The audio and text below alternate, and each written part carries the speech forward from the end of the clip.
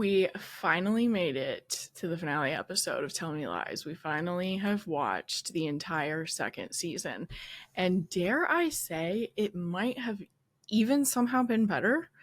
I mean, I loved the first season immensely, like an amount that confused me because normally just purely toxic relationships, I don't know, they don't always do it for me, even though I read plenty of thrillers where there's that in it. I think I typically read thrillers where, in most cases, you're like getting revenge against that kind of person, or like basically it's not the entire cast making these poor decisions over and over and over again. So I was even surprised by how much I loved season one. And going into season two, I was like, how do you top that? Like, I even think I saw a Grace Van Patten interview where she said kind of the same thing, that like before she had gotten the scripts for season two, she was like, how are they going to match everything that happened last season? So she and I were feeling the same going into it. That is for sure. And wait, I can't believe how long we waited, like 2 years. I was talking to Gare about it actually earlier this week, because we were talking about how we just absolutely can't stand to wait another 2 years for it. And I think as of now, a third season still hasn't been announced. I know Megan Oppenheimer, when she's done press, she has talked about some future characters, which makes it sound like there's a season three. But anyway, when I was talking with Gare about it, I was like, oh, I need this confirmation that there's another season. And he was pointing out how he feels like way more people are talking about it this season. And I think I probably agree with that assessment, because I was definitely on TikTok when I watched it last time. Well, you know what? I did wait to binge it, though. I waited until there were 7 episodes. So I guess I don't know. There could have been just as much content coming out around season one. And since I waited to watch it, I might not have like gotten to experience everyone's reaction videos. But I'm going to go off of what Gare said and feel very hopeful that there just were way more people watching this second season, and that they will just naturally get picked up for a third season. That's just the world I have to live in with this. Someone showed, I don't know if it was at the bottom of like IMDb, or I almost feel like it was at the bottom of like Amazon, like the page for that season. Like at the bottom says like filming is scheduled to, or the third season should be expected in 2026. I don't want to scare anyone, but I'm just telling you what I've seen. I'm just telling you what has been in my TikTok feed that I am glued to the days after an episode releases. Because what was different for this season too, for me, I was not planning to watch it weekly. I don't prefer watching shows weekly. It's just not how I prefer it. I think it also has something to do with like reading books. Like you can consume the whole story at your own pacing. Like, I'm not saying that I have to watch 8 straight hours of a show, but I want to like be able to move through it over the course of a couple days. And I think it just reminds me of reading, where it's like I can get the whole story, and like that's what I'm looking for. The other thing with some shows, and this show was not like this for me this time, but the other thing with some shows for me is, if I'm not watching, Game of Thrones felt that way sometimes. If I'm not watching it cohesively, there are so many little things going on each week that like you might not remember it as much when you get there the next week. And so then I feel like I don't feel the full impact of a show, and I often feel like I don't feel the full flow of a show if I can't watch it after like everything has come out. So that is typically me. That's typically where I'm at. That was not how I was this season, as anyone who follows me on Instagram is aware, because I've been posting about it. But this season, when I started to see stuff on like Instagram and TikTok about the new season coming out soon, I was like, man, it feels like I don't really have all of the memories from season 1 anymore. And at that time, I didn't even realize it had been 2 years since I'd watched it. Once I realized that, I was like, oh, that makes a lot more sense. If you guys listen, you could know I do not rewatch shows in general. Sometimes I will rewatch certain episodes before a new season, but like rewatching doesn't do it for me with anything. And I wish it did. Like people who get immense comfort from rewatching shows, I'm just like, I know exactly what's going to happen. So like, where's the fun of the plot anymore? It's how it feels for me. Like it just feels like I know what's going to happen, which I know is why it's comforting to some people, but I like stories for like being surprised as I consume them in whatever form. So I know I just don't. I wish I could. I really wish I could enjoy rewatching shows. But with this one, I was like, it just feels like it was long enough that I probably should. And so I put it on while I was editing off and on for like a week. And that was a good way to be like, oh yeah, this and this and this. Okay, cool. So if you're someone who doesn't tend to like rewatching for the reasons of like it doesn't engage me because I know what's gonna happen. If you're someone who also can work with something on in the background and you want to refresh your mind for a show that's coming up, that's the way to do it, because you're not so distracted by like, oh, I already know what's going to happen. Like you don't feel like, oh, could I just like experience a new story? Like you're kind of doing something, you're kind of consuming the show. Whatever. I'm probably speaking to a small amount of people, so I will stop talking about rewatching versus not. I feel like more people rewatch than don't, but that's my little tidbit of advice that you didn't ask for. So I was watching it, and by the time I got to the finale, that season 1 finale, like, let's have a moment for it. That season 1 finale was insane. It was bonkers. I remember like, of everything I knew I needed a brush up on from season 1, that scene of Diana and Steven walking down the stairs as I believe Mr. Brightside plays, and Lucy just looking up at them, even like the cinematographical choice. How do I make that word into an adjective? The cinematography, I really can speak, guys, choice of also having them walking down the stairs and Lucy's then having to look up at these people who just like jointly decided to blow up her life. Beautiful. Like she literally looks like the scared, I mean this, whatever. She looks like a scared, dumb little freshman who just got played by the big kids. The choice of the shots, the song. I remember just being like, I am feeling so many things right now. Because it was like, Lucy kind of feels like our main character. I would argue, especially after season 2, which we're going to get into, I would argue Steven is the main character after watching season 2. I promise to come back to that.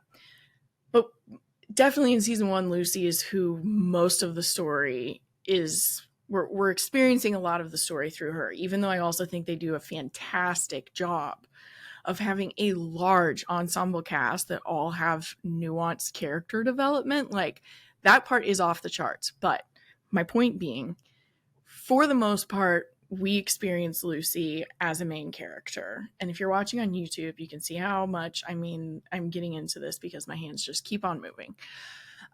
So having experienced it through her, it is such a gut punch to see her getting dumped so publicly, so humiliatingly. I think I'm making up words this episode. Like, you're just imagining it happening to yourself. Like, it's the secondhand embarrassment of it all. You're thinking of how really painful that is if like you are convinced that you love this person and you think he loves you. He just disappears for like 5 minutes and then comes down the stairs, not only not with you, but with someone else. And the decision was just made without you. Like, there that was a moment of cinematography history that will not be praised as much as it should because this is a girly show or because this is a college show. That's a whole other opinion I have. I hope I get back to all of these talking points. I didn't realize how many talking points I had until I started talking. But another thing about this show, I think it will not get the overwhelming amount of praise that it deserves for its character development, for its plotting, for its addictiveness, like for its entertainment, all of that. I don't think it's ever going to get everything that it deserves because it's like, I know you know what I'm trying to say. Like, it's because it's like, oh, it's like a college relationship show. And it's like, oh, let's girly is what comes to mind too. I saw it called a psychodrama, and I think that's one of the best descriptions I've seen for it. And I also love that as a term. When I heard it sometime this season, I was thinking about how like I will definitely rate some, or not rate, I will use that to like describe some books now, because what I think is so good about that word, this subgenre, what was the other word? Micro. I heard the word micro genre. I think that's more fun to say. What's so fun about psychodrama is it does point out that like there's a psychological element to it that is very gripping and engaging. But you couldn't really call this a psychological thriller because it's not thrilling throughout all of it. It is addictive, it's wild, but like it's not the other things you expect with a thriller, even though it's a thrilling watch. So I love that term because we are so involved in the deep psychological reasonings behind all of the characters, but it is a drama. I also saw someone call it, I think Megan shared it in her stories yesterday, where someone was saying it was like the best soap to hit TV recently. And I was like, it kind of is a soap opera. I do get that. Like normally that wouldn't have come to mind, but I do get it. Like it's all about their relationships with each other. So yeah, I just really like it. I feel like it's not gonna, I'm trying to walk myself back to where I was. It won't get all of the accolades that it deserves for its writing. But I loved it. And so that the way season 1 ended, that's where I was coming from, was just wild, absolutely wild. And like, you know, that Lucy shouldn't want to be with him. Like, you know, that overall this is better for her. But man, do you feel so bad for her too. So all of that being said, that scene absolutely bonkers. And even in the rewatch, I was just like jaw dropped. Like you're just watching it and you're just like, oh my God. And then obviously right after that, it's so crazy thinking of how like this double punch, whatever, at the end of season 1 was like so shocking because now it's common knowledge in season 2. But then right after we see Diana swipe him from her, we go to the future timeline and we find out he's with Lydia, her what we think is like best friend from high school. Now that we're in season 2, we know a lot more things. But ending season 1 like that, just absolutely wild. So okay, so I had to take a break. My voice is not wanting to cooperate with me and I keep coughing. So if I sound really different right now, it's because I had to take a break and do a lozenge, get my throat to chill out. Hopefully we can just get through the rest of it because clearly I was having a lot of fun talking about it and clearly I have a lot to say about it. Of course I do.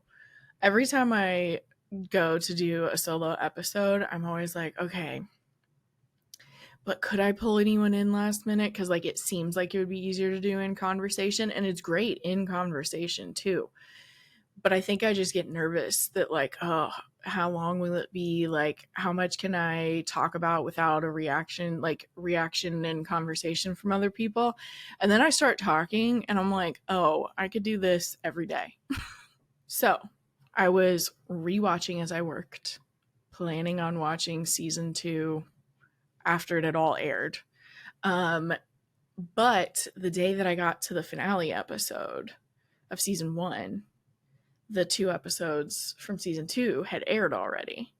And it was like, well, I've already watched this many of them. I'll just let myself watch the next 2 because they're there. And then I'll just watch the rest of the season after it airs. And I was hooked.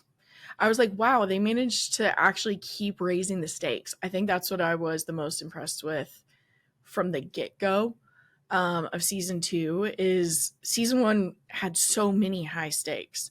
And then sometimes it's hard to keep writing a show like that and raise them any further without it getting into a weird scale, basically. And I was hooked, and I was like, well, I guess I'm going to be watching this every week because, especially, I mean, there's a spoiler alert to this whole episode, so no one should be listening at this point if they don't know. But especially when we get at the end of the second episode, when we find out that Diana and Pippa are together in the future, and you're just like, what all has happened in this, like, between 2008 and 2015? And yeah, I love season 2. It was, when I was telling my husband about this, I was like, okay, so for real though, I don't want to say this out loud. I normally hate that Hulu is a weekly release platform. And I'm like, I just feel like Netflix has it right. But with this one, I see how strategically it worked for them. They have had people talking about this show for 8 weeks, like theorizing. We did an episode of book recommendations for it. Like, people have been talking about this show for 2 months. And so I had to admit that in this case, especially, I at least understand why Hulu sticks with that sometimes. Because boy, were we all yapping about it. So I was going to yap some more about it. The second season. I think I'm going to go through the episodes and just kind of talk about the stuff that was happening. And then as I was looking through my notes for the episodes, I was realizing how much there's also a difference between like what I was interpreting when it aired and which direction it went. So I was going to talk about some of those things that changed as I first watched the episode versus now looking back on it as a whole season. The first episode of season 2, we're basically getting a feel for what everyone went through over the summer, their separate experiences. So Lucy comes back ready to like not care about Steven at all. She basically spent the summer with Lydia, is the gist we get about her. Steven did go and work for Diana's dad's firm, and we see them like having breakfast or lunch or something all together. And Diana goes to the bathroom, and Steven's dad pretty much reads him.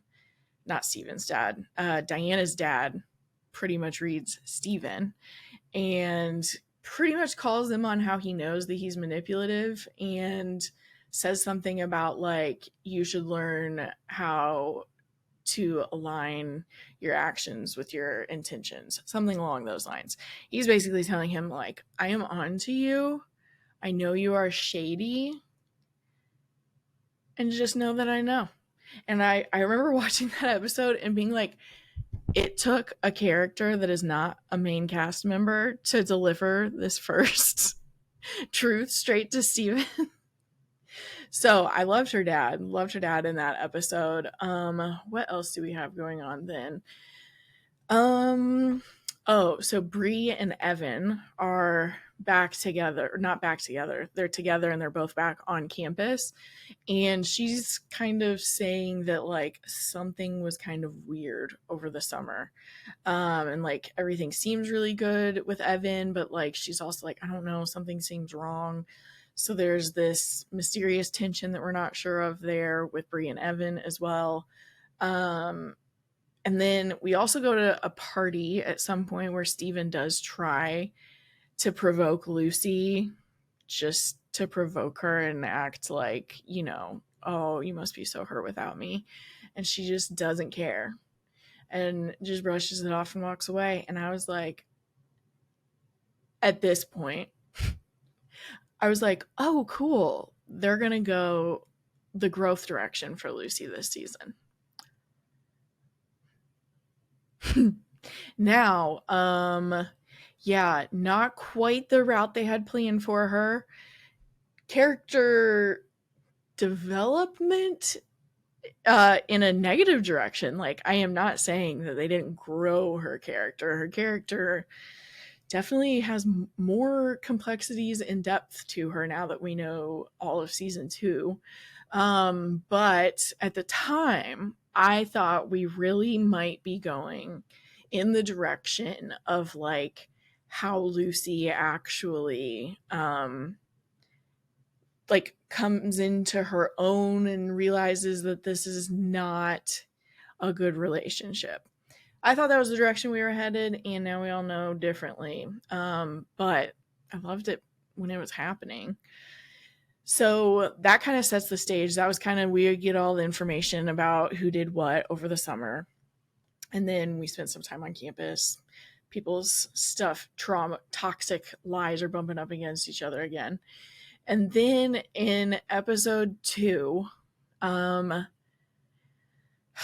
Evan decides, because Evan just does not know who to trust. He does not know how to pick the right people to trust. Evan decides to tell Steven that he cheated on Bree.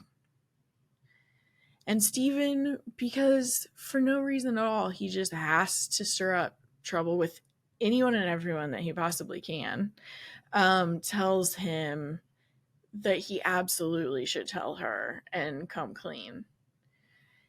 And does his little, it's very covert narcissist here, just really does this great performance of like, yeah, man, it'll really help you, make you feel better if you like confess the truth. Like I just don't want you to be carrying this around. Like I am ad-libbing. That is not a direct quote, but he does this shady shit where he even convinces Evan, like, I'm just looking out for you, man. Here's an idea. And at this point, I'm just like, one of the things that stood out to me, like watching that, you're like, why does he even want to like cause problems with for Evan? Like, truly, what power happens there, like at all? And I think that now, having seen that whole second season, you can't try to make sense of people who just enjoy power that much in a narcissistic way. You actually can't make sense of it. So it's like, of course he's even starting something here. I think there were some theories that that he knew it was Lucy back then, and I just didn't think he did. And then just given everything that happens in this season, I'm like, it is a good, it's a good example of like, you can't try to figure out someone who's that antisocial, narcissistic, or I think sociopathic is what people think for him. Is also a little bit in there. You just can't make sense of it. And this season was like, to me, an even greater example of how you just can't make sense of it. He's got some power. He's just gonna play with it if he can. So yeah, he convinces Evan that Evan should come clean. So Evan tells Bree, he says it's some random girl. He doesn't say it's Lucy. She's upset, but like she also is like, maybe we can be okay. And then she's like, I don't know. I don't think we can be okay. And at the same time, she meets Oliver, Professor Marianne's husband. Um, and they have a flirty moment one evening after she's learned about this about Evan. So that's in the back of her mind. That's starting to become something she's thinking about.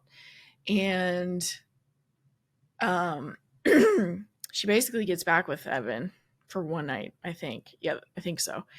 And then she like confesses to him that she was with someone else, and she was like, do you think we can get past it? And he starts like freaking out, not like violently. He's just like, oh my god, like I don't know, it just like messed me up. Like essentially he's like hurt by it, making a big deal about it, and he's acting like they almost can't move forward. And then she's like, oh, just kidding, that's not what happened, but I'm glad to know that's how you would act if the tables were turned. And then they're done. And like first impressions, I'm like, yeah, girl, good, you're done. And then we know what else happened. But I thought that was an awesome moment, the way she flipped that on him, because Evan can also seem overly like an overly sympathetic character, but like he also is like that way still. So I liked that flip. I liked that flip that she did on him, even though the flip like proceeded to flip her into the arms of a very special marriage, a very unique marriage. Then Lucy's dating Leo, and things are kind of getting serious, and you can tell that like she's kind of like, maybe things can be better, and they pulled me into it. I was like, maybe things will be better. I think at some point I was even wondering if it was going to go a direction of like, it still could. I think Lucy was coming off so strong until like episode 7. And I think I was like hoping it was going to go in a direction where like she really was not into Steven. I almost said Leo. Not into Steven in 2015. And maybe even vengeful, or like maybe she was going to get the final last laugh or get back at him somehow. And that was basically, that's kind of how I wondered if that was where it was going. And then especially, I mean, this happens later in episodes, but like in the few episodes where we're getting to know Leo, and he is violent, but then like also he tells her like, I do have this problem and I do need to I have to stay like vigilant about it and like take care of myself and his mental health, all of that, so that he's not violent. I was like, this is really interesting because there's like a lot of tension here, where at that point when I was watching it, I was like, and it's still interesting, but at that time I was like, this, it's really interesting that they're approaching it like this, because there's so much tension now of like, did she attract another really bad guy? Like you're constantly wondering, is this guy as bad as Steven? Are we about to find out in a certain episode that he's had a certain angle that he's been working on her? So like that experience was very interesting to me in like the first, I think like 3 or 4 episodes, where like we're still getting to know Leo in that sense since he's new.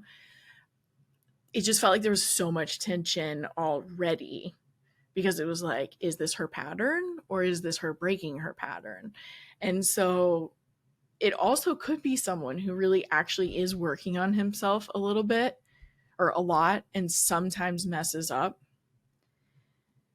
is a very different thing than the blatant continued manipulation and sadism really of Steven.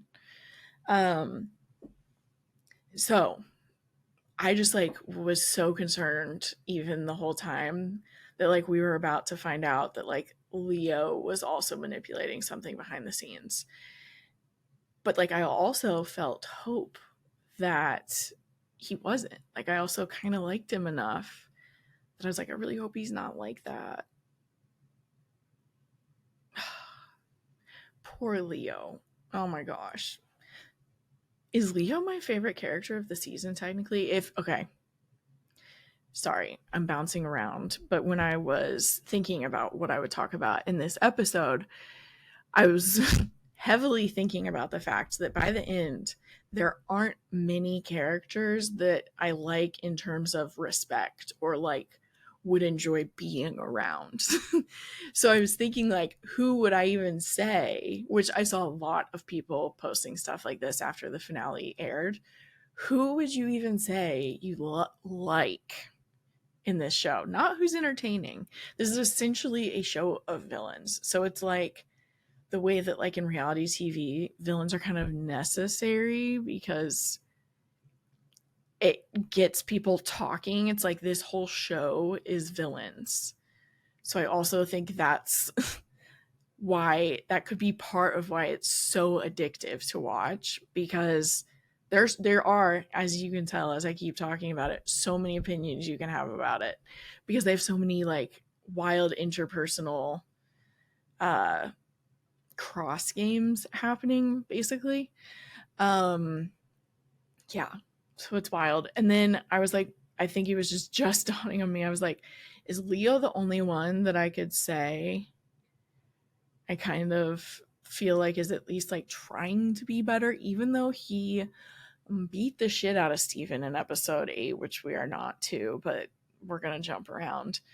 Even when he did that, like the way that he was provoked, that was the most insane shit to say to someone. I mean, I was like texting Steph and Gare because I happened to wake up at like 5:30 the day that like the day it aired, and I was like, I'm not going back to sleep, I'm watching this show. So I watched the whole thing, and that line when he, I don't know if I should censor this because I also use it for YouTube, when he essentially says, how did I taste? My jaw dropped. Like, also, I'm okay with vulgarity, but it was still such an outlandish, just wild thing to say to another man, just because you can't handle the fact that you can't have all the women. That was insane. And I mean, yeah, I think I just realized I would have to say Leo is my favorite, most likable character of the season. Pippa's she's a close second, but I think we all felt some catharsis when Leo was beating the shit out of Steven. I think we were all on his side in that moment, except Lucy. Poor Lucy. I mean, she does bring a fair amount of it on herself too. Okay. That was a sidebar ish, but the rest of episode 2, so we also have Pippa's being like ostracized by all of the like athletics, football, all the teams. Because they all feel like she's the reason Wrigley isn't playing this year. So she's getting like way unnecessary amounts of shit. So that's also happening in the present. I was like, that would be so ridiculous. And like, also knowing what we know about her and Diana being together in the future and their whole like, was he there? And she's like, they were both there. Knowing what we know, is Pippa just gonna like, are they plotting against Lucy? That's where I'm headed with it, because if they ever find out that she actually wrote that letter that Steven confesses to in the 8th episode, because he wanted to control the narrative, guys. I'm gonna get to it, but that's why I think he did it. But if Pippa ever finds out that like Lucy did it and never told her, and that then all of that really happened because of Lucy, I think she might come for us. She could. I don't know. There are things that make it seem like Diana and Pippa are getting revenge on someone in the future.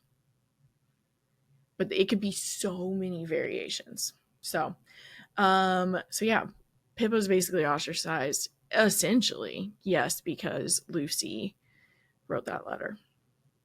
But it's also, for people who don't know that, they just kind of think it's like Wrigley's fault that people, it's related to Wrigley that people aren't talking to her, essentially. I hope you're enjoying this episode of Book Wild, and if you are, could I ask you a favor?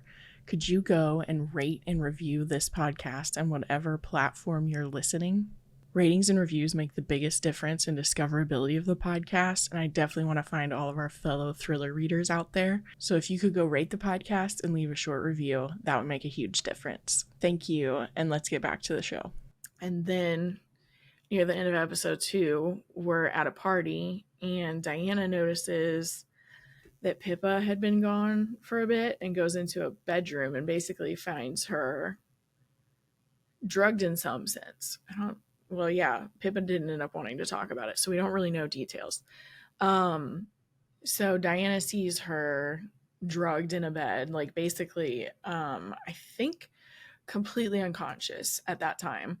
And she's like, Pippa, and like at the same time that she says that, Lydia, Lucy's kind of best friend from high school, his brother, that's her brother, Lydia's brother, Chris, walks into the room and like locks eyes with Diana, and it all feels suspicious very quickly. And he's just like, oh, hey, and like kind of just leaves. And she essentially kind of like carries Pippa back to her room with where Lucy is. And or Lucy's on her way there. I don't know. The point is like she comes across Lucy, and basically Lucy and Diana have this like awesome moment because like it's like, no, let's take care of her. Like, I also loved that little seed that they planted, and I remember thinking like maybe the girls really are gonna realize like we should prioritize each other over these crazy men. And I don't feel that way anymore. I'm really happy they saved Pippa. I thought it was gonna go in a more positive direction, and that did not end up being the case between Diana and Lucy the rest of the season.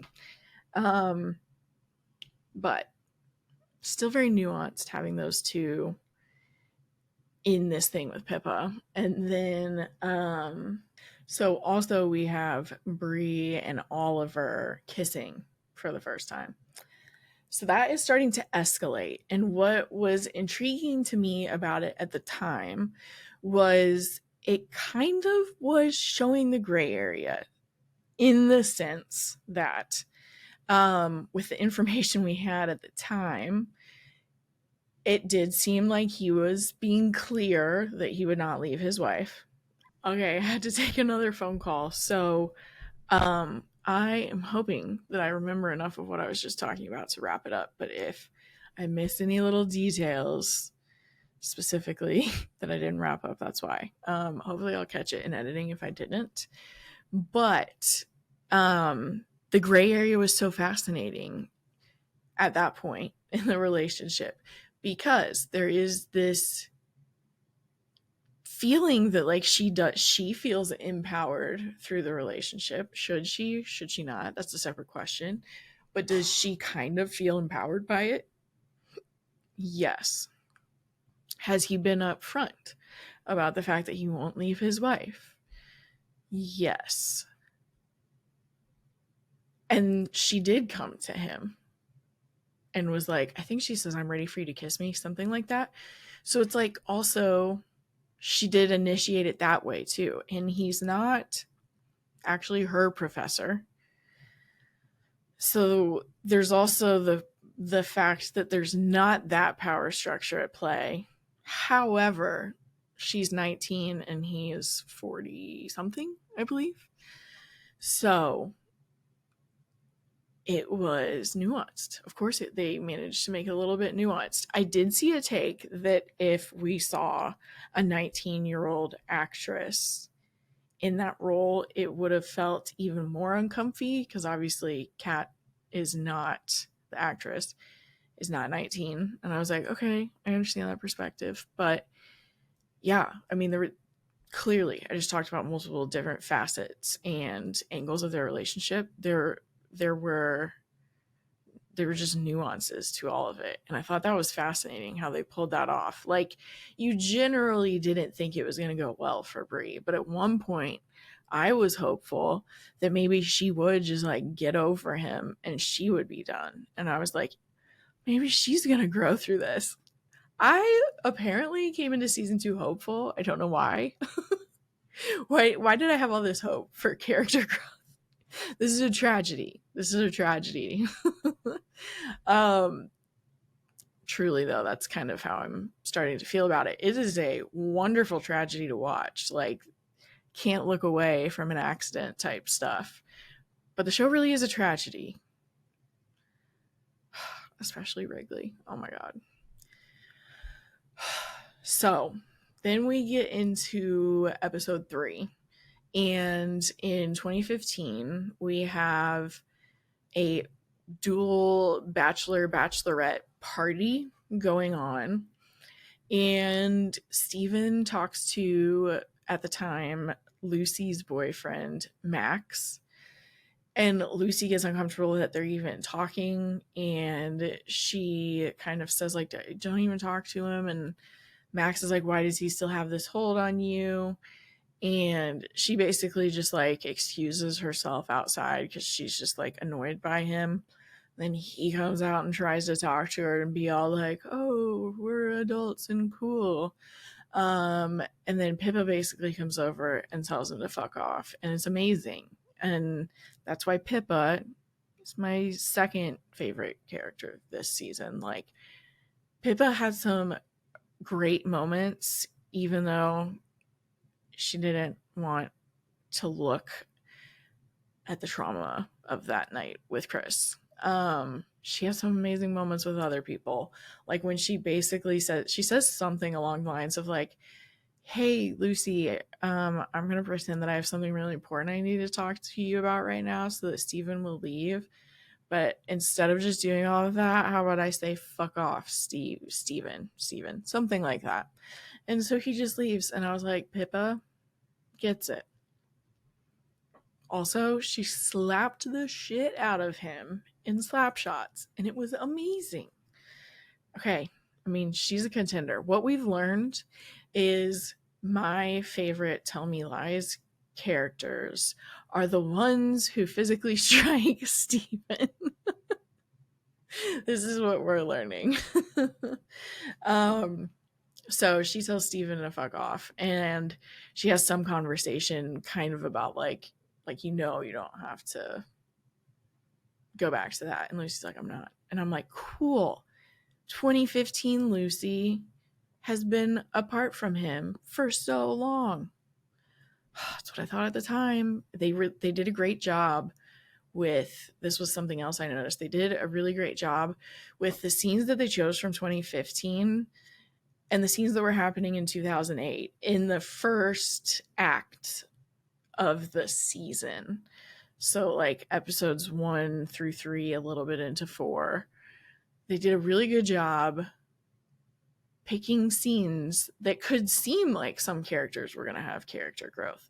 Like, we kind of think that Lucy is done with Steven because in 2008, she's over him. She's not like, she's struggling to have a healthy relationship with Leo because she's never been in one, but she's not struggling to like stay away from Steven. Like, that's not the problem at that point. And then in the 2015 season or scenes that they're choosing at that point, it also seems like they haven't seen each other in forever and she hates him.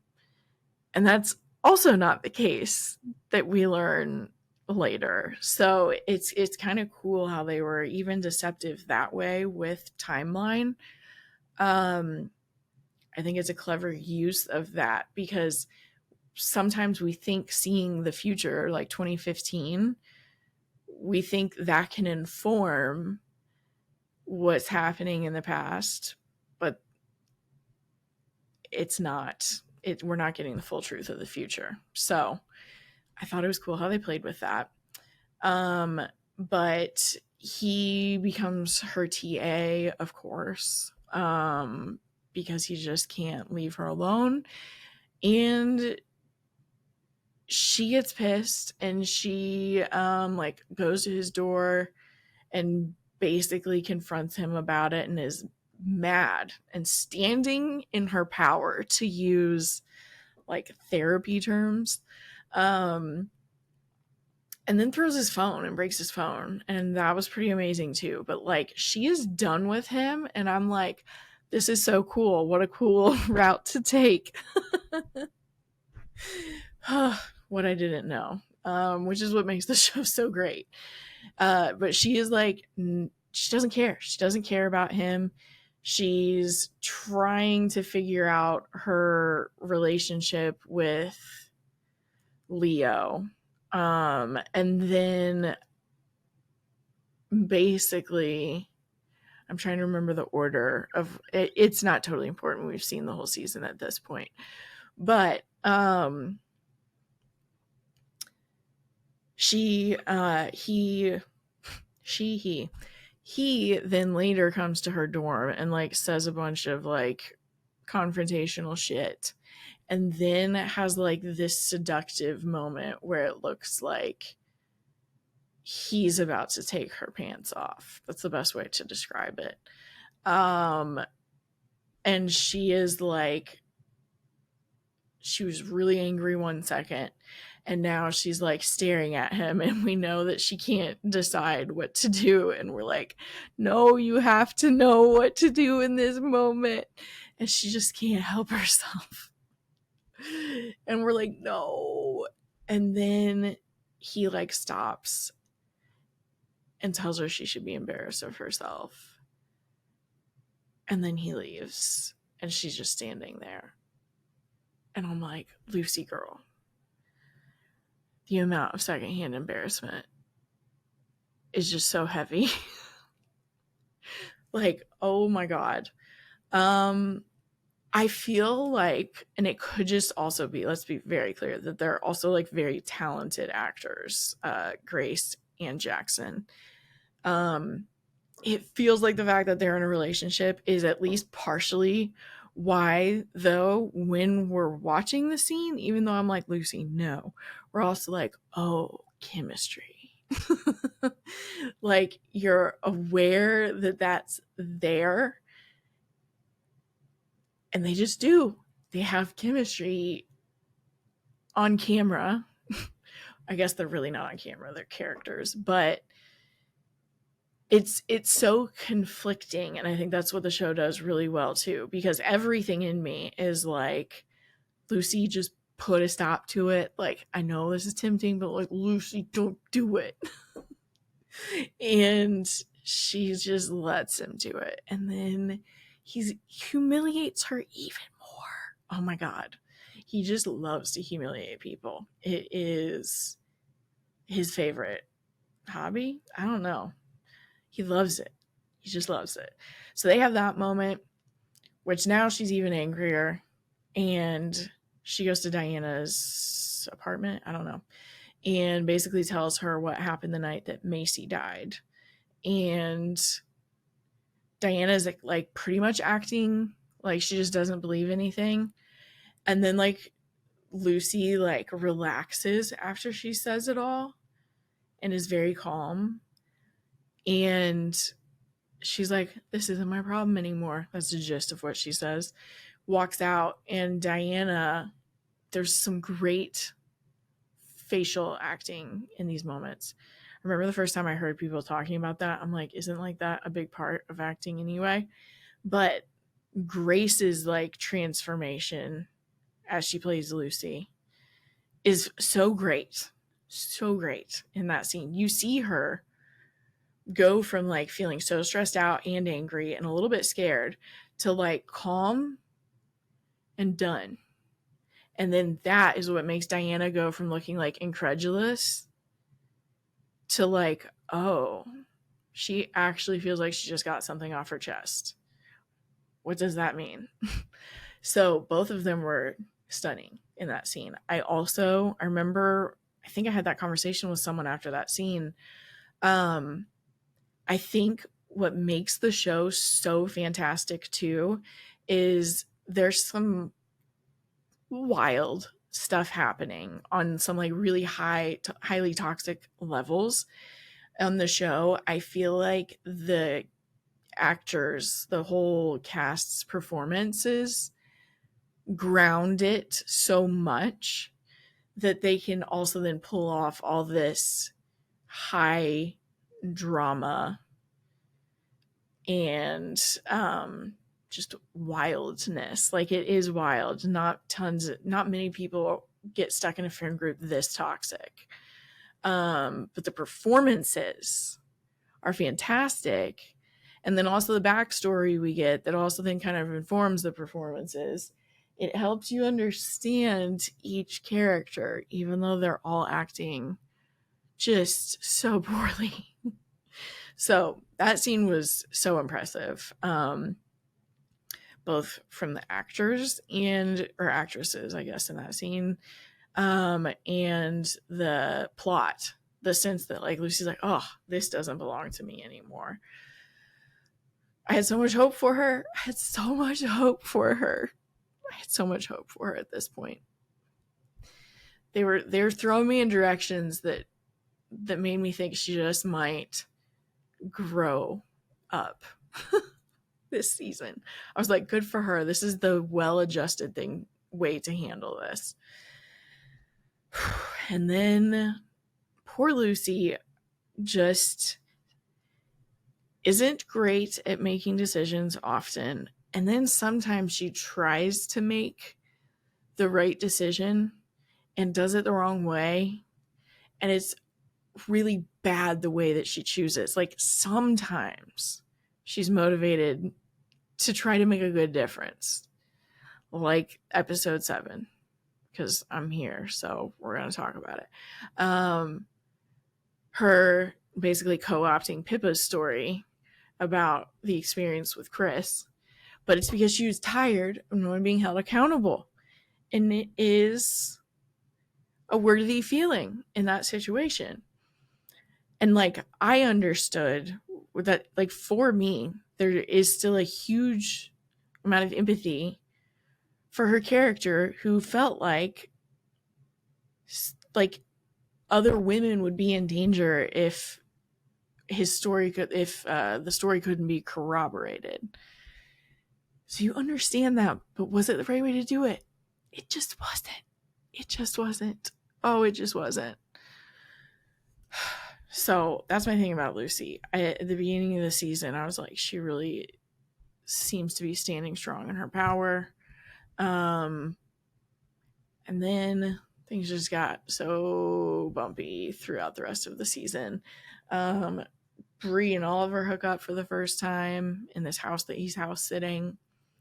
And Pippa basically snaps and tells Wrigley, like, tell your team to be nice, or your teammates to be nice to me, or like at least not mean, is like the gist of it. Like, you could get them to stop if you said something.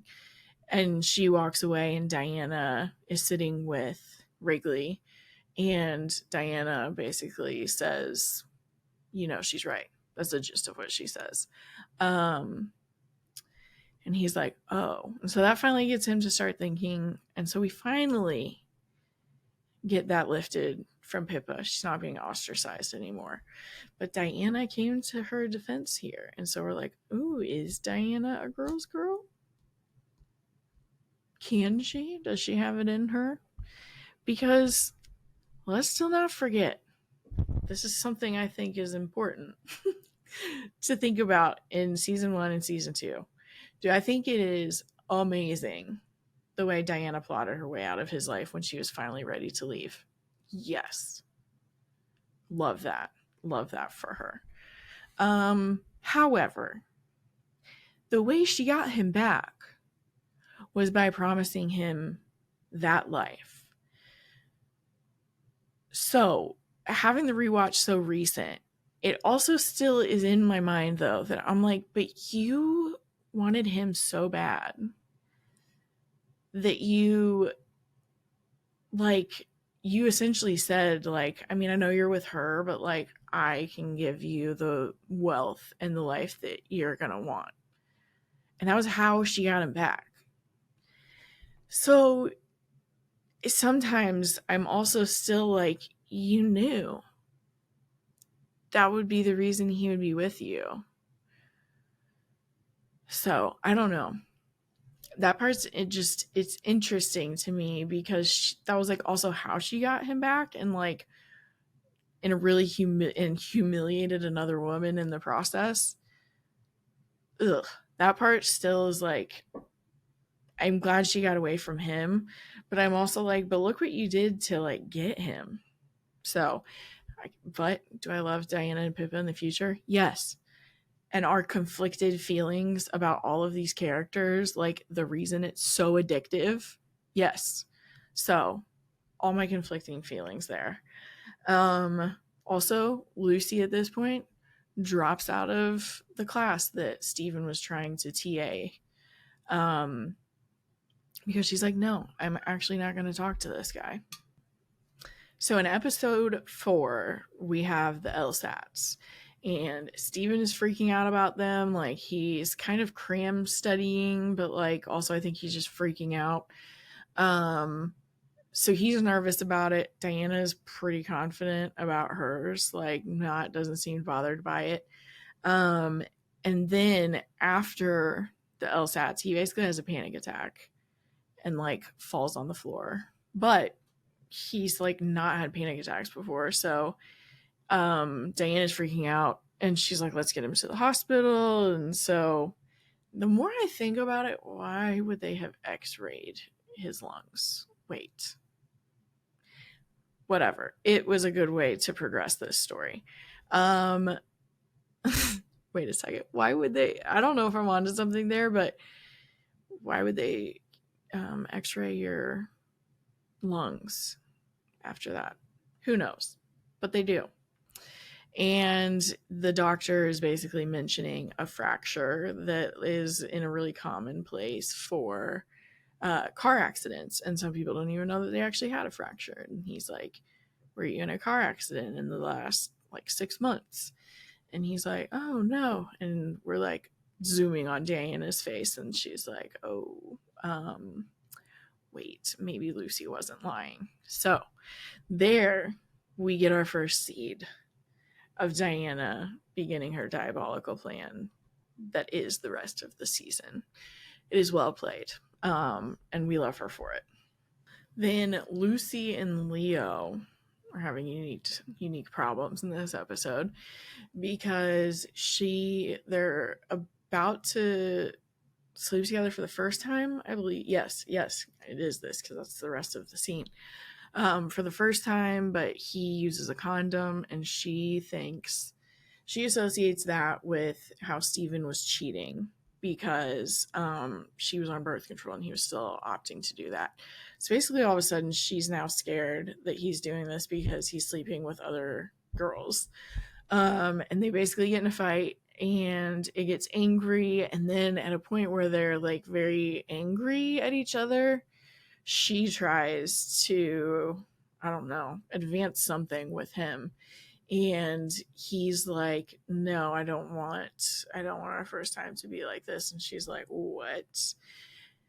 And he's like, yeah, I just don't. And she's like, huh. So we're also getting to see her like wondering what a healthy relationship could be like. I think we're also seeing her wonder if she wants a healthy relationship, if that's what it looks like. That's the vibe I'm getting based on the rest of the season. In the moment, I thought she was like, oh, a healthy relationship sounds nice. I think she might have been wondering if she even wanted it. I mean, I think we get that vibe throughout a lot of the episodes, actually. But poor Leo. Poor Leo getting pulled back into Steven's orbit, which will be interesting to see if that thread comes through in the next season. Anything about how Steven, we find that out in the Thanksgiving episode, like slept with Leo's other girlfriend, and that was why they broke up. Who knows if that's going to have its threads into anything else, but it's possible for the future too. And then Pippa and Wrigley are like starting to be amicable. They're chill. They're cool-ish. They have an honest conversation. I can't remember if this is episode 4 or 5, but they have an honest conversation about their past relationship. And they're able to talk about it objectively because they're not in it anymore, which was really cool and a really interesting it was just really interesting way to continue their story together, would be to help them get to an objective point with that. So that part is very cool. Pippa's like not pretending anymore, and those are some of the only happy scenes really in this entire season. There are fantastic scenes in this season. I don't think any of us could say that there are a lot of happy ones. But for me, Pippa and Wrigley are just one of the few happy spots. And then it just gets crushed again because, as I said, this show is a tragedy. It's a tragedy. That's the draw. Possibly another rough cut because sometimes your dogs just refuse to be quiet and they just must go out. So, also happening that episode is that Bree and Oliver spend a weekend away, and we have the weird power trip bar scene where Oliver basically gets annoyed that the bartender is kind of like raising her eyebrows at their whole situation, and so then he like really aggressively kisses Bree, and it's just like immediate ick, and it was like, oh, okay. And then later, when they're there for the weekend, we have him putting his wedding finger on her wedding finger. Like, what the fuck? We're crossing into manipulative territory at this point. It's just wild. It's wild. And basically it starts to just be like, oh, okay, this is probably not playing out in her favor. Because again, I hadn't fully accepted yet that this show's a tragedy. So that's mainly what happens in that episode. And so then we're on to episode 6 that opens up with Bree answering a phone call in 2015 before her wedding. Like in her wedding dress, I think. No, but it's like right before her wedding. And she is answering a call and says like something along the lines of like, this is my chance at a nice life. Like, let me have this. So we're wondering who that possibly is. I know the showrunner said it was not Oliver, in the sense that she said he only wanted to do 1 season, so he won't be coming back. And that was what she referenced when she said it's a future character or cast member that we haven't met yet, which hopefully to me means that she pretty confidently thinks we're going to have a season 3. I don't know. I'm just going to keep bringing it up. Maybe if I keep saying season 3 over and over again, it'll like make it happen, and faster than 2026. So in that same 2015 opener in this episode, we have Lucy texting Steven and asking him to come talk to her at the pool. And when he gets there, she is having sex with Max in the pool. And she makes eye contact with him and is kind of like smirking. And they just both make eye contact while it happens. And this is where I'm officially like, oh yeah, okay, Lucy, nope. The future Lucy does not have strength against Steven. I think they did a good job of making us think maybe she did. And now it's like, oh, never mind. We are not staying away from Steven. Lucy's not staying away from Steven. So yeah, we are completely sure at this point that Lucy is still playing games with Steven. And while they're kind of sexy games, are they really? I mean, sinister. This is sad. It's sad technically. But yeah. She's still playing games with him. Otherwise, in 2008, Thanksgiving happens. And this was so intense. This episode had multiple times where I was just like holding my breath, like waiting to see what was going to happen. This episode is so good. It really starts bringing in the third act energy of the season, and everything, that all the groundwork that they've been laying starts to kind of come to life in this episode. So Diana and Steven plan to leave campus for Thanksgiving, and Evan finds out that Bree is going to be here, that she's going to stay on campus, and so he convinces Wrigley to help him throw a Thanksgiving event. And so Lucy and Pippa and Bree all go to this as well because they think that Steven won't be there.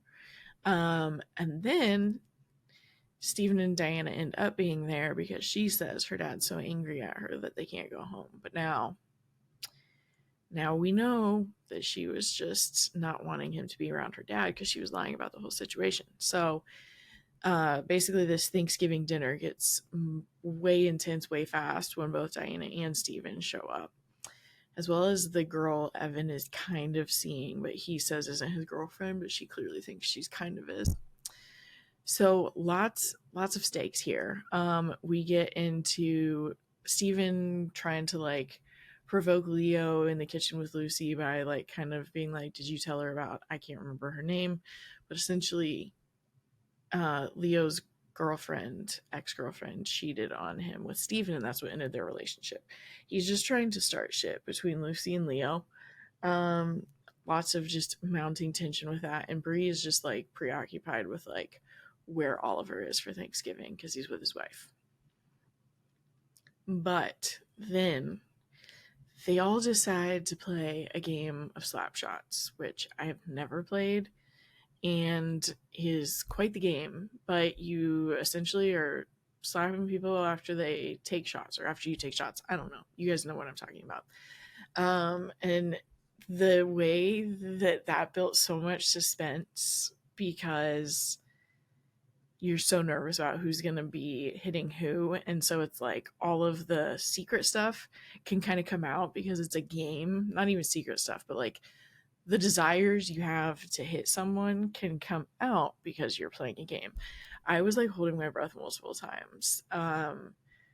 When we get to just so many things. When we get to Steven about to slap Leo, it's like, oh, what is he gonna do? And then he is like overly brutal.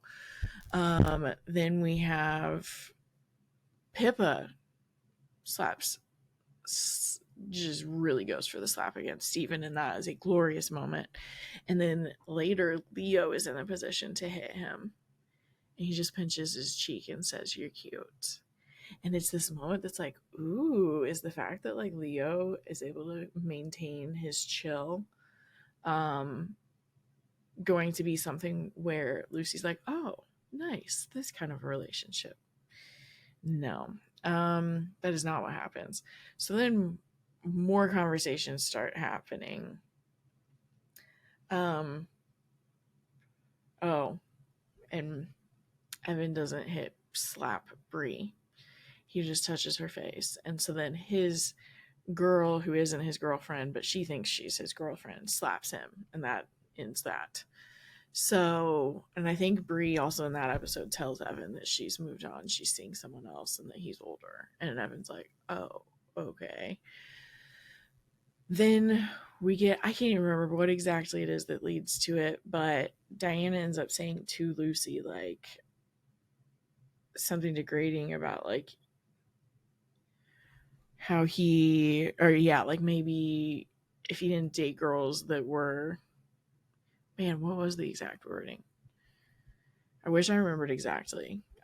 Basically implies that like, oh, that Lucy is a girl who makes it easy to be disrespected in a relationship, and so Lucy slaps her, and I was here for that.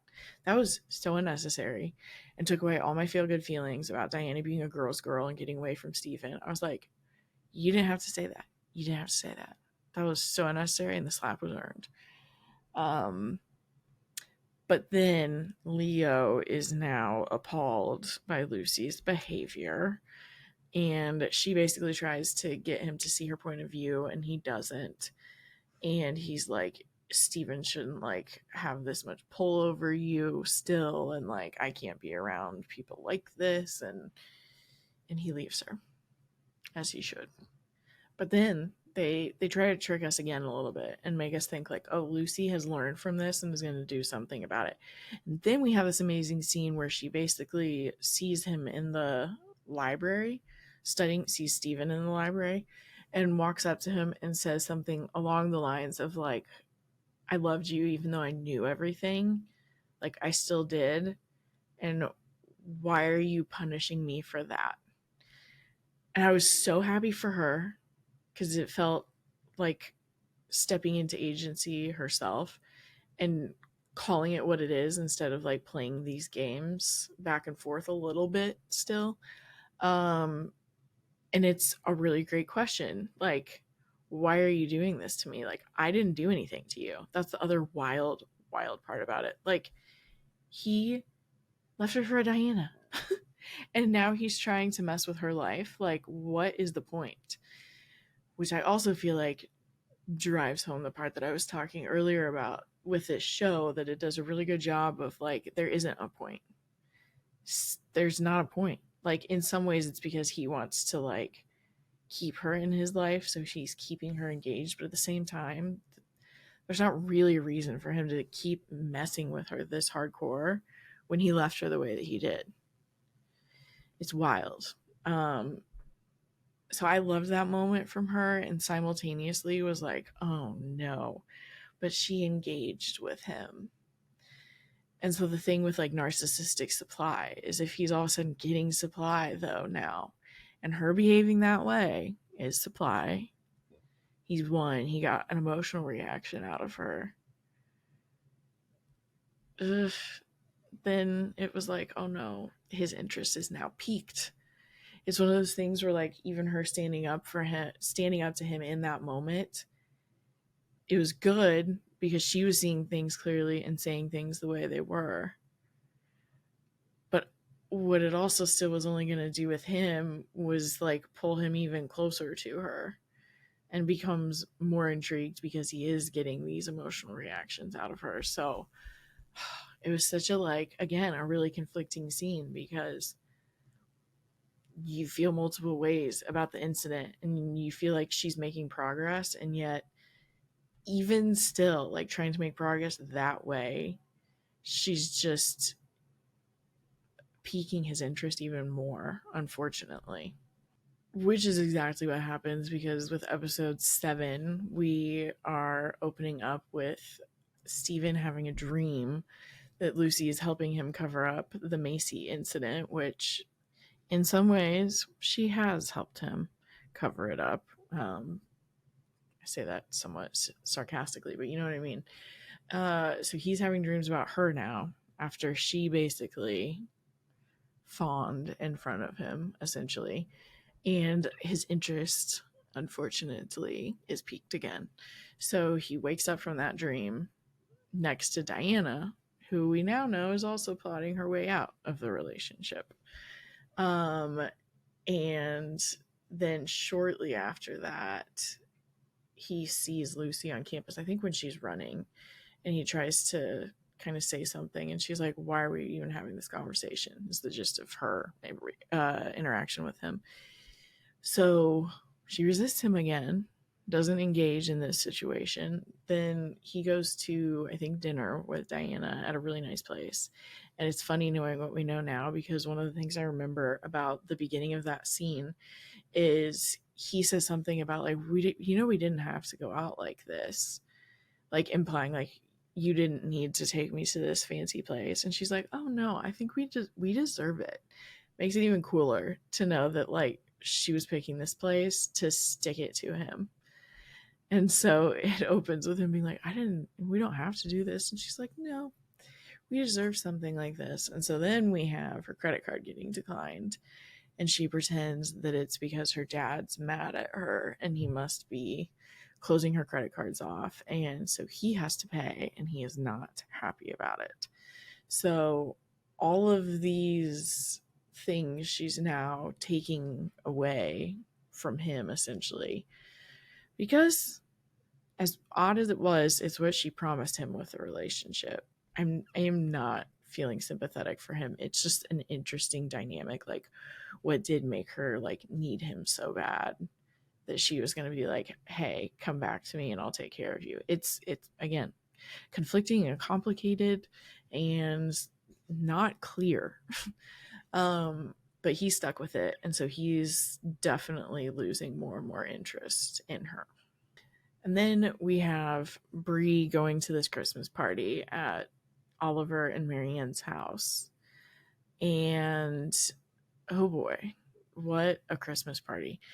Lucy, you can tell, is still like, oh my gosh, I just wish I didn't know about this. And Bree is like getting jealous seeing him with his wife. And it's just like, yes, girl, you knew. You knew. He said he wasn't going to leave her. But she's getting really insecure about it. They end up hooking up in a laundry room, while his wife is just outside. And all of a sudden after it, she starts having like a panic attack about it, like kind of feeling bad and realizing what she's doing. And so he just tells her, "Don't worry, I love you." And then she just calms down. And oh, it's so bad, like using that word in this context. It's so terrible. It's just to calm her down. He doesn't mean it. And I would assume at this point he knows that she thinks he means it. And that it would mean that like he would want to be with her one day. So it's nasty. It's a really dirty tactic. And then she goes out there after he had gone out there, and Lucy looks at her and it just like kind of shakes her head, like, really, here?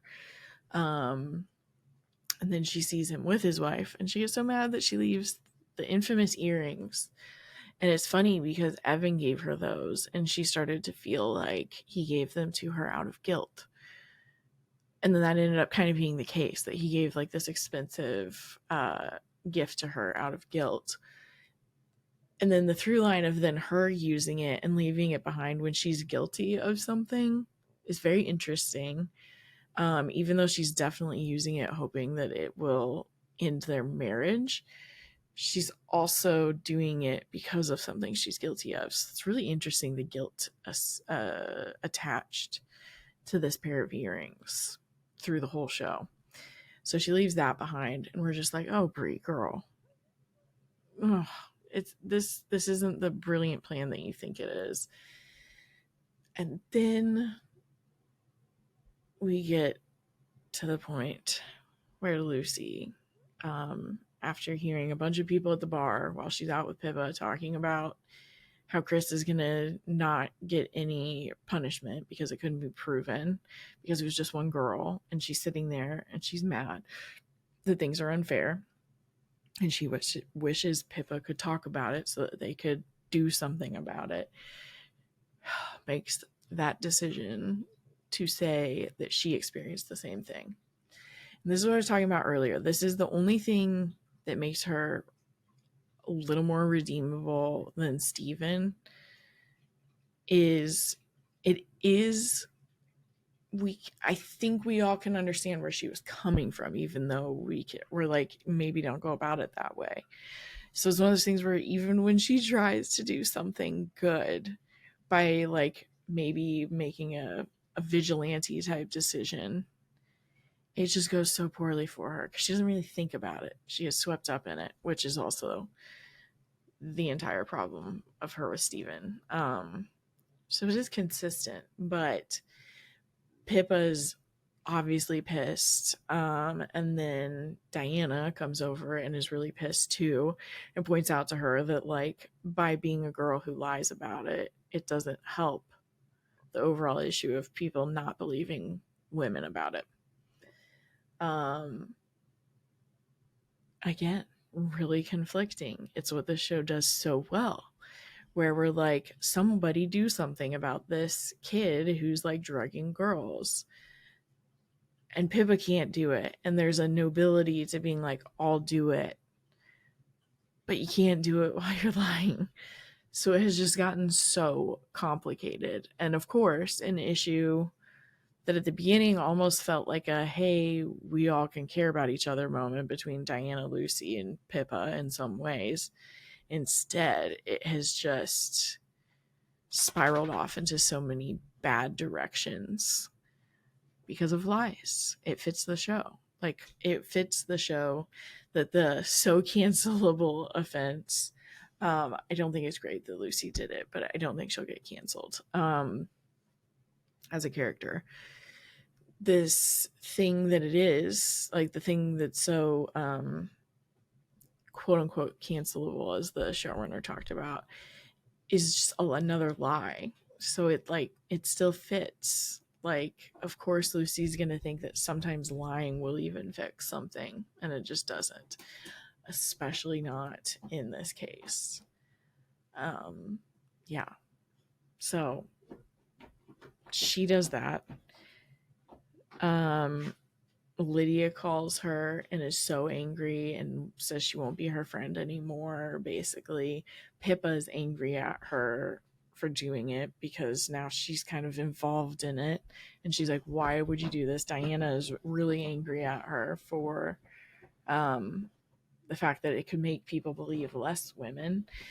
She's completely isolated, and who shows up at her door in just the worst timing, because that's what happens with these two. Steven shows up at her door and says, do you think I'm a bad person? And she's like, yeah. And he's like, but you loved me. And she's like, yeah. And he does this spin of like, maybe that's why we're supposed to be together, because we know the worst versions of each other and we're okay with it. And what's so sinister about it is it's true. You will end up knowing the worst parts of the person you're with, and you'll be okay-ish with them because you're with them. It's kind of true. That's like the safety in a relationship like that. But he's not using it in the right context. It's more like secrets that they can hold over each other, that are these bad parts of themselves. But it's also so manipulative because it's also tying into how she really does feel unlovable. And so it's like, it has tones of you're lucky that I also love you knowing what you've done. It's just bad. It is. The Pop Fiction Women podcast talked about this, so go listen to their recaps too if this has been fun for you. They talked about how they use the trope of feeling seen, which is like a really powerful trope, I feel like, for a lot of us. And it's like a big moment for characters romantically and in other relationships when you actually feel seen. There's a powerful connection, and most of the time that's in a positive way. And the show effectively flipped it and made it negative. They made what if you both saw the worst in each other, which, fun fact, on IMDb, shows and movies often have taglines too. Tagline for this one is, you always remember your worst instead of your first. And that just is the case here. It's like, oh, we've both done really bad things, and there's this messaging coming from him of like, so we're both lucky that we can still love each other, and like, you're pretty unlovable is also the undertone of it. And it works on her because she feels that way because of the things that have been happening, and also because of all the stuff that we explored with her mom in season 1 that I won't even get into because this episode will be forever and ever and ever long. But he taps right into it. She closes the door and we cut to the credits, and all of us are like, oh my God, what just happened? And then we reach one of the wildest finales of television I've ever seen. Like, truly. It's funny because I brought it up before. Game of Thrones might have had some similar pull, definitely not the series finale. There might have been some finales that were similar to this. and how wild they were. The other thing that it just made me think of, I remember Breaking Bad sometimes feeling like this watching a finale. So, up with all the greats. This finale is crazy. It probably could have been its own episode, but I wasn't recording weekly episodes, and now I know moving forward that I probably will. The episode starts off, I think, does it start off with, it does start off at the 2015, the pool scene, where Steven is just watching as it happens. And then he leaves his glass on the table, and I think that's what pulls the focus of Max like sees that and is like, what? And her phone is going off as he's like drying himself off, and he picks it up and sees her text to Steven, and then he looks at her because he knows what she did. And again, we have the worst secondhand embarrassment ever. Like, can you imagine? I can't imagine, because I also can't imagine playing games like this with someone and sending texts like that.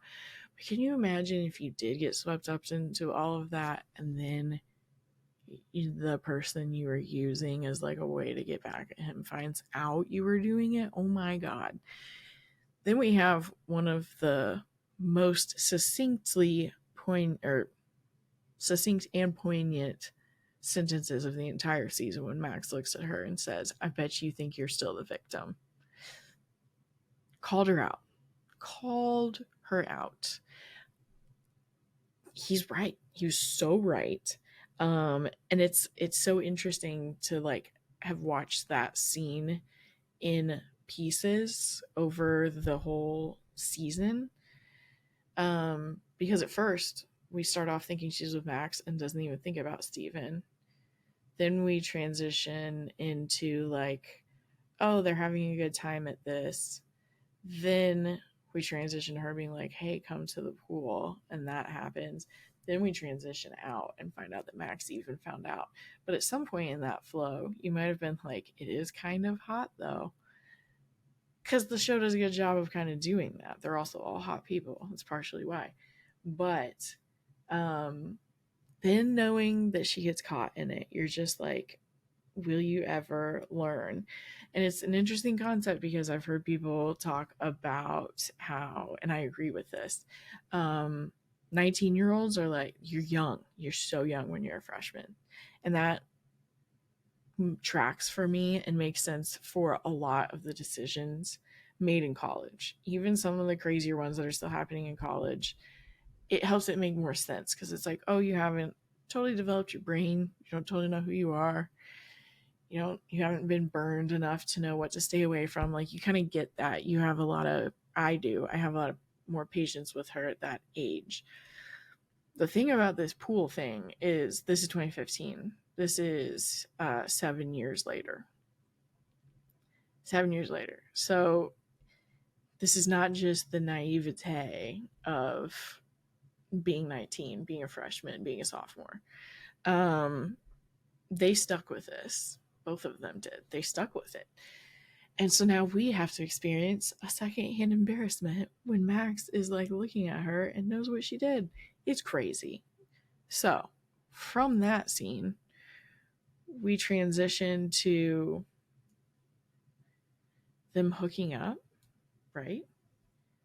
Yeah, Steven and Lucy do hook up in the 2015 timeline, because then after they do, yeah, so this is it's in the future. It's not like that night, but they do hook up. And then that transitions us back into 2008, where after she closes the door and we're all like, oh no, she let him in, we wake up. It just transitions that way. So it's like, yes, and they hooked up in 2008. It kind of transitions to them in bed then.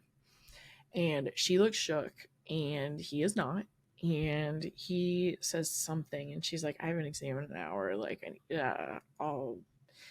I need to get going or whatever. And he kind of says something like, so we'll talk later. And then she gets dressed. And I even remember thinking, that red is really prominent.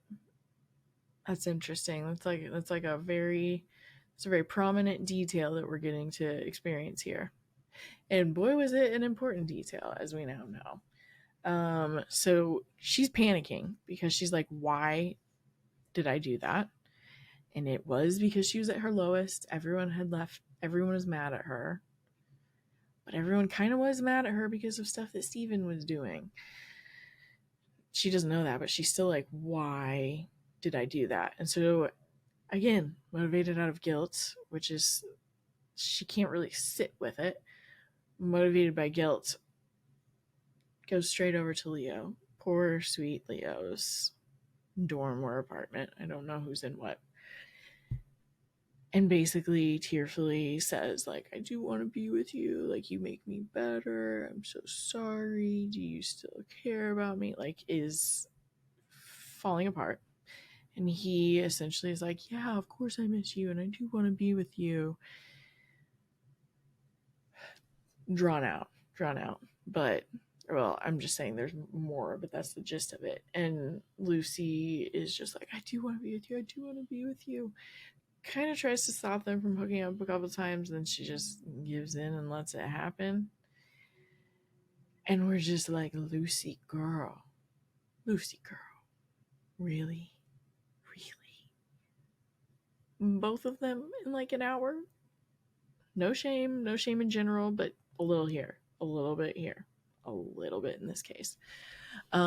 Just wild, absolutely insane, but she just can't handle, I think, her guilt for a lot of things, and then Steven represents a lot of it, and then she caves, and then she feels guilty, and then is like, what am I gonna do? And her solution that time was Leo.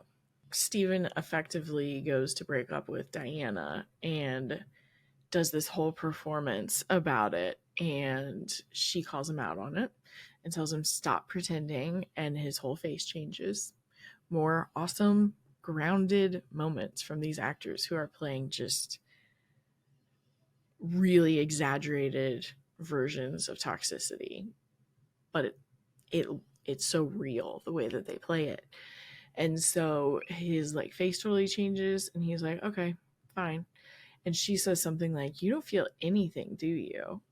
And he's just like, I don't know, I'm just not feeling it anymore, or whatever, and leaves.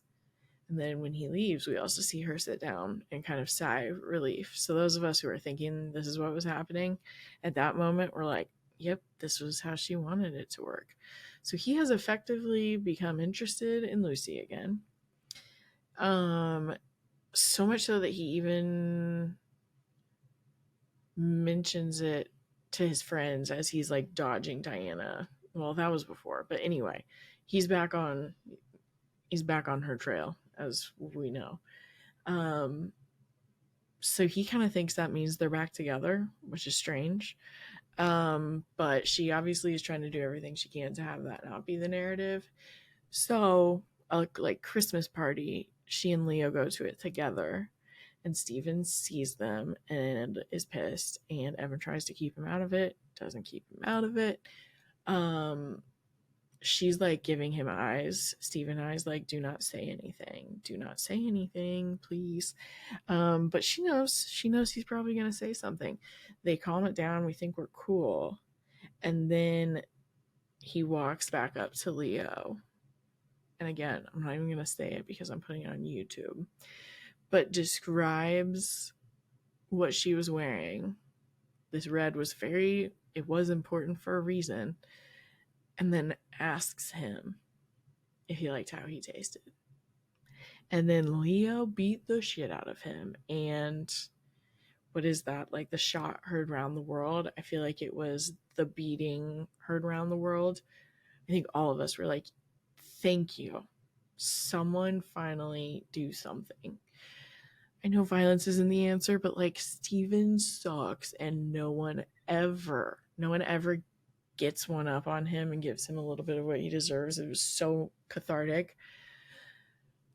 And then, because it's what this show is, we get the close up of his face that is like totally messed up. And he smirks. The motherfucker smirks. He smirks. And like that is just a next level, wanting to draw violence towards you. Because he just needs supply. But that's like the supply. The like big emotional moments fuel him. Which again, when we're trying to be empathetic about him, we understand because we saw that episode with his mom. And of course, big, hypercharged moments emotionally are what feel familiar to him. But it's wild. Like wanting to like push someone to the point that they are beating you up. Like it was so sinister. And the smirk was amazing, even though it was nice for a moment when I was like, oh, maybe he didn't totally want this. But then he smirked and I was like, oh my God. And Lucy went to like take care of him. That one I'm torn on because it's like, yeah, in some ways, like someone needs to take care of him when something like that happens. Like someone needs to be handling him. And like Leo is like getting pulled away and looks so scared. But like she goes to Steven. We're like, okay, this is the direction that this is going. And then aside from all of this, we have Bree freaking out about the fact that Marianne's wearing the earrings, calling Oliver and telling her, like, I think she knows. She goes over there. Things feel really weird. He's like, I can't have you trying to end my marriage. This isn't working for me anymore. Basically tries to end it, tells her she can stay as long as she wants, but that she needs to leave. She stays. She just feels like she can't not have him in her life. She calls him and she's like, I can do it. I can. He comes over. They do hook up again. He goes to shower. And then his wife just walks in. Thankfully, Bree is like clothed. Like at least she had that. But she is just like, I am so sorry. Like Bree is saying sorry from the get-go. And Marianne's like, oh no, I'm sorry. Is he in there? And just like walks in the bathroom, has a conversation, and then comes back and is like, he's gonna talk to you. She disappears. And Bree's, what the actual fuck? There were a lot of theories that Marianne knew something about her husband, whether she was completely in on it, whether it was a game or anything. Those were other theories, but there were theories that she knew, and sounds like she does. So we have he basically tells her that they're in an open relationship, and so of course she knows about it. And he pulls this weird thing where he says, I thought the affair was the hot part about it for you. That's why I was doing it. And like, again, secondhand embarrassment. Like, how humiliating it is what they did to her. Like, talked about her. Like, she's the only one in this unintentional to her, like, triangle that wasn't getting all the information. And I felt so bad for her. Oh, it'd be so terrible. So bad finding out people were talking about you like that. And that you just didn't know the whole time. That one's heavy. And even then the conversation she has with Marianne about it, like she's like, you will move on from it. She's cold, but she's like, yeah, this is what we do. And there's kind of an implication that maybe it's still not the way she wanted the relationship to be. She seems kind of upset, but also is like, let's move this along. You need to leave. Just a really sad way for all of that to come together for Bree. Just so bad. Yeah, not great. I felt so bad for her. I think everyone does. Like, it was seriously just so heavy. So then the way the fallout of that all plays together, obviously, is that Lucy now hears about it, feels so bad about it. And now her guilt is back because she feels like all of this happened because Evan broke up with Bree and Bree was in a vulnerable place, and she feels like it is all her fault. So again, it is her inability to sit with guilt that causes her to say to Evan when she sees him and he's like, hey, I know Bree's seeing someone, like, what's up there? And she's like, she's not seeing him anymore. And he's like, oh, good. And got like excited, and she says something along the lines of like, no, it's not good, and like, and it's our fault that this happened. So she has to like bring this guilt back up and get it out. And now Evan's like, oh my God. And that's what triggers Evan to make just the infamously bad decision of telling Steven that he slept with Lucy because he just thinks he should come clean because now he feels guilty. Oh, and it's just, oh, it's terrible. It's so terrible. Like, don't confess to Steven, man. You just don't have to. And it's just making it worse. It just keeps making everything worse. But what really makes everything worse is something that, of course, was supposed to be positive and turns out negative. Again, tragedy. Wrigley has been struggling so much, and Diana and Pippa call Drew and tell him like he needs to talk to you. Basically, he needs to be around you, and they like kind of repair their relationship with each other. Drew like learns like how upset Wrigley has been about everything that happened. And when they're at the bar at one point, Wrigley, it says like, hey, I have painkillers for my knee. Do you want one? And he's like, I'll try half. And they keep drinking. They're having fun. They're talking again. Everything is good. They fall asleep. And then Wrigley wakes up to find out that his brother died. And it's terrible. It is heart-wrenching. That scene was so rough. So rough. Wrigley is also one of the few mostly good characters. I think Wrigley, Pippa, Leo. Bree's not bad. She's just struggling. But Wrigley really doesn't do too much harm to things. And I think he's just a sweet guy who like really wasn't taught much of emotional intelligence and is just figuring things out. And it's so heartbreaking that right when they make up, that's how Drew dies. I can't even imagine. It's so sad. And then we have him feeling so upset and talking about like, because of that letter, like it's all my fault. He's like bringing it all the way back to that. And so Lucy starts falling apart and telling Steven like, I have to tell him that I did it. I can't let him live with that his whole life. So again, this like big guilty feeling. She's like, I have to tell him. And Steven's like, no, don't do it. She goes to do it. And then Steven walks in and he confesses to it. And at first you're like, And then when you think about it though, you're like, okay. The most important thing to Steven is controlling the narrative of everything because he has so many lies that he has to maintain and manage. And so if she says that, there might be follow-up questions like, well, how did she know? And it's because Steven told her. And he definitely has seen her crumble before. So he doesn't want her crumbling if people start asking questions about it. So he goes full performance mode, tears, all of it, waterworks, like goes hardcore and confesses. And Lucy is like, you would do that for me? Is like the look in her eyes. And it's like, girly girl, he just wants to control the story. This is not selfless. Believe me, it is selfish. It is not selfless. And he's also keeping you from getting your guilt out and now has another thing to hold over you. Another thing. That's what happened.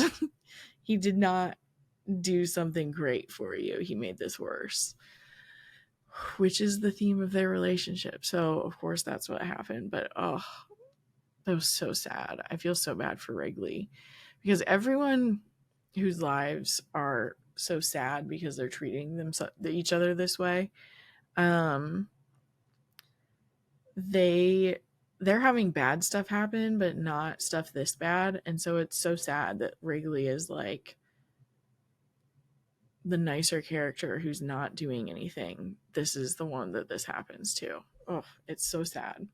But picking up the thread of Evan confessing to Steven, and he's like, "You're not gonna like try to ruin my life or anything." And he says, "Not today." I was like, "Oh boy, we are about to switch timelines, aren't we?"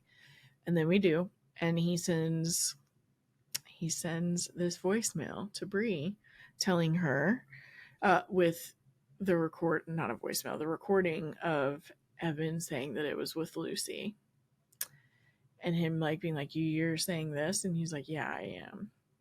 So he sends that on her wedding day, which I believe that morning he slept with Lucy, and is still sending that.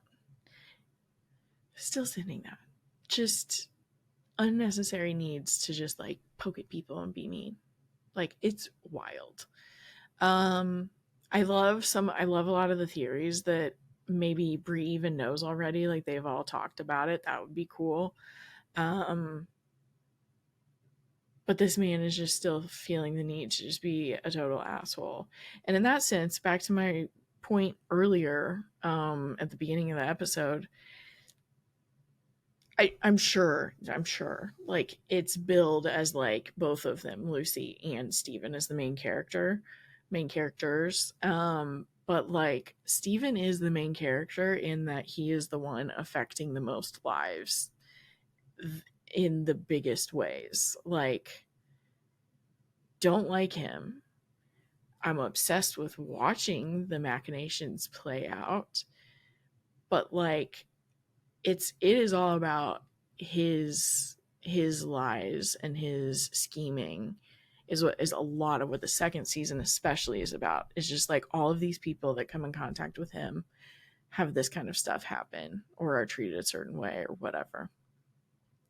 It's wild. It's absolutely wild. Um but yeah, I've seen a lot of different theories about how people think that future timeline will play out. We definitely don't know who Bree is talking to still. I think we just know that it's not Oliver.